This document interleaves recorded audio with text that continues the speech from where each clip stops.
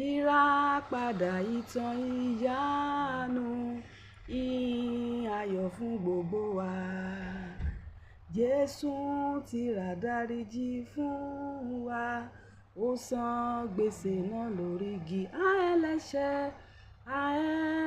gbà yín náà gbọ́, jọ̀gbà yín ó tọ̀nà gbọ́, gbẹ́kẹ̀rẹ́ lé olùgbàlà rẹ tó mú ìgbàlà fún wa. Ó mú wa tìnú ikú bọ́ sí ìyè, ó sì sọ wá dọmọ Ọlọ́run. Orísun kan sí fún ẹlẹ́ṣẹ̀, wẹ̀ nínú ẹ̀jẹ̀ náà kò sí mọ́.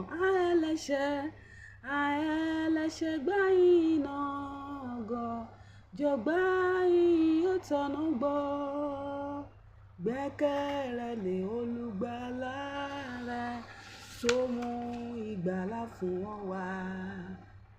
Ẹ̀ṣẹ̀ kì yóò lè jọba wa mọ́, bó ti wù kó dán wa wò tó, torí Kristi fi rà padà, agbára ẹ̀ṣẹ̀ run fún wa.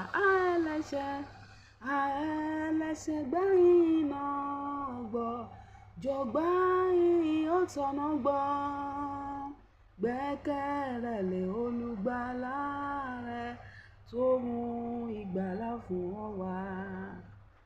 Gbàánú tọ́lọ́run fi lọ̀, sá wá sọ́dọ̀ Jésù lónìí, torí yóò gbẹ̀ni tó bá tọ̀ wá, kí yóò sì dá padà láéláé.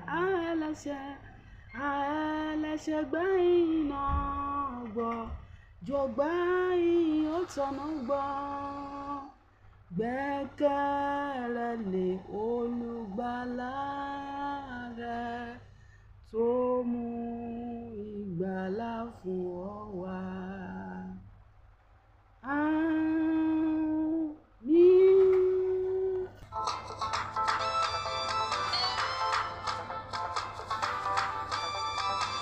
Nagode, thank you Baba.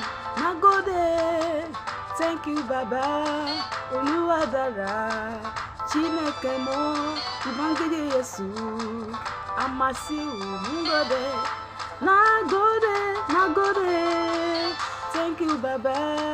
Nagode, thank you Baba. Olúwa dára, Chineke mo, Ubangiji Yesu, Amasiu Nagode. Lord, we thank you, we worship you, Jehovah. Lord, we thank you, we worship you, Jehovah.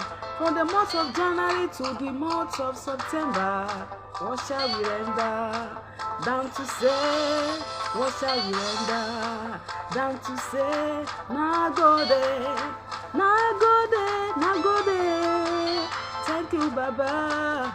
Nagode. Thank you, Baba. Olúwa dára, Chineke mo, Ubangiji Yesu, Amasiu Nagode.